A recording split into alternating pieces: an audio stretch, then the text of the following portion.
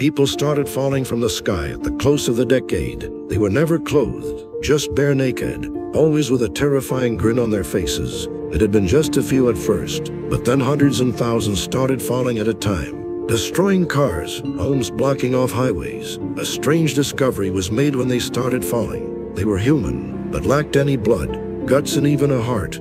No one could explain the gruesome grins they had, or even where they came from. It was a woman in Costa Rica who made the latest and most disturbing discovery. She recognized one of the fallen bodies as a long-dead relative, one that was last alive when she was a teenager. Then more and more identifications were made. Soon others were picking out their long-dead loved ones amongst video feeds, cadaver piles, and crematoriums.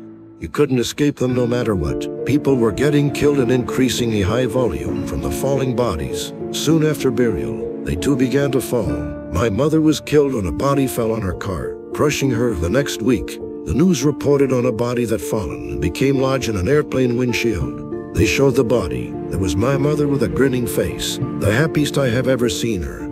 They say when hell is full, the dead shall walk the earth. What about heaven? This is not a version of hide and seek you want to be part of. Where are you? I screamed. Panicked, I run through the farm. I can't find her. Not in the barn. Not in the old house. I run into the empty field, heart racing. As I scan the area, I run into a mound of dirt and trip sprawling to the ground. Getting up, it is me. I start frantically clawing with my hands. Looping handfuls of dirt, I hit something hard. Wood. Are you in there? I cry, pressing my ear to the wood. I hear muffled cries. I start digging again, but realize it's taking too long. Looking around, I see a garden shed and sprint to it, ripping the door open. I see a shovel still caked with dirt, probably the same one the bastard used to bury her with. I grabbed it and ran back, now digging with purpose. Soon as the wooden box was exposed, I tossed the shovel and ripped open the crate. She stares at me, eyes wide. She is gagged and bound, but still alive. I sigh with relief, thanking the Almighty. I reach into my back pocket, pulling out a rag and bottle of chloroform. I reach down and place it over her face.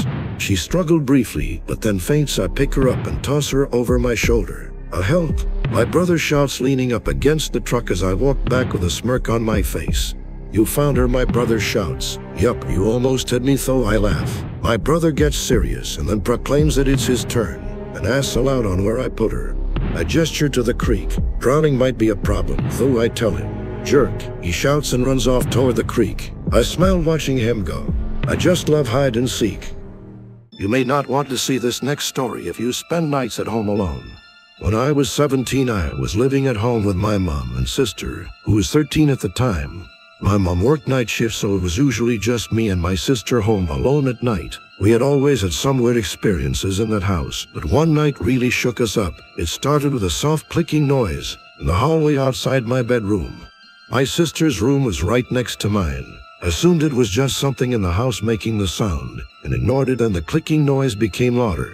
It sounded closer, like it was somewhere between my bedroom door and my sister's. Then I could clearly hear it in my sister's room. She yelled out and asked if I could hear it. I replied that I could. She came racing into my room, almost in tears, claiming the clicking noise was right next to her bed in loud. We closed my bedroom door and locked it. My sister made a bed with blankets and pillows on the floor for her to sleep on. We then tried to get to sleep. After about a half hour later, the clicking started again. At first it sounded like it was right outside my bedroom door, then it was soon inside my room. Shortly after that, you could distinctly hear it was coming from somewhere between where my sister lay and my bed. We both could clearly hear it, but still couldn't see what was making the noise. My sister began bawling and we hightailed it out of my room. We decided to hunker down. In the basement, which was 3 floors down from where our rooms were, we had an old queen-size bed being stored down there, so we huddled on that, with the lights on. Terrified, we kept dead silent, listening for the clicking noise. Then we started to hear it, faintly at first, but steadily making its way down the 3 flights of stairs, getting louder as it came closer to the basement. Finally, it found us and was in the basement with us. The clicking was the loudest it has been all night. My sister and I, both crying hysterically by this point, started shouting at the noise to go away. To our relief, after a few more clicks, it just stopped. We didn't sleep at all the rest of the night. My mom came home to find us in the basement, tired and scared. Of course, she just shrugged it off as something conjured from our overactive imagination. The entire time we saw nothing, and to this day it never happened again.